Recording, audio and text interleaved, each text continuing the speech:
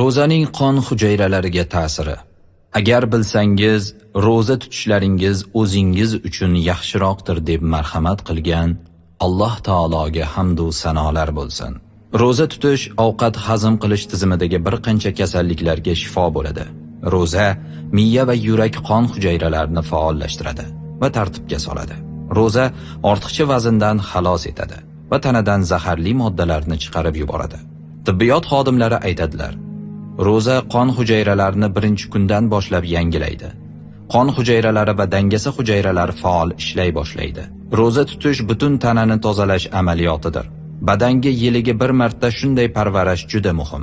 Ramazon ro'zasini tutishni bandalarga farz qilgan Alloh taologa hamd va sanolar bo'lsin.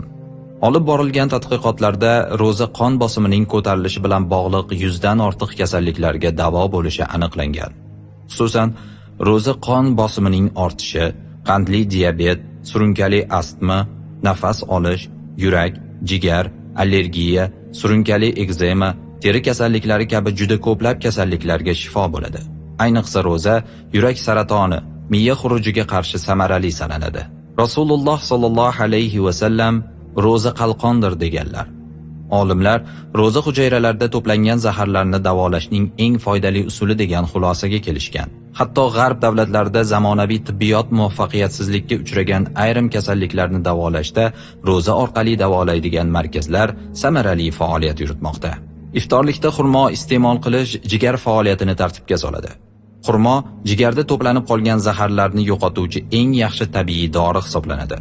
2016-yilda Nobel mukofotiga sazovor bo'lgan yaponiyalik olim Yosinori Osumi aniqlagan eng qiziq holatlardan biri organizmning eng faol ishlaydigan vaqti ochlik paytida bo'lar ekan. Ya'ni ochlik orqali odam organizmi birinchi o'rinda o'zidagi turli darajada zararlangan, kasallangan, keraksiz hujayralardan qutulib, ularni energiyaga aylantirib iste'mol qilib yuborar ekan. Natijada ro'za tutish orqali organizm turli xiltlar, chiqitlar va toksinlardan tozalanadi.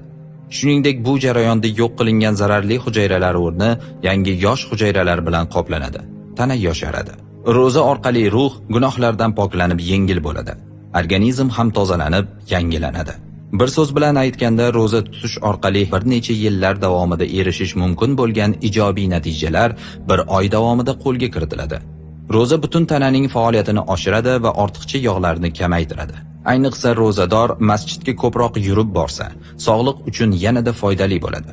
Azizlar, muborak Ramazon oyini foydasiz ishlar bilan isrof qilmasdan, uni g'animat bilib ibodatlar bilan o'tkazishga harakat qiling. Alloh taolo tutayotgan ro'zamizni, o'qiyotgan namoz va qilayotgan barcha ibodatlarimizni qabul etsin.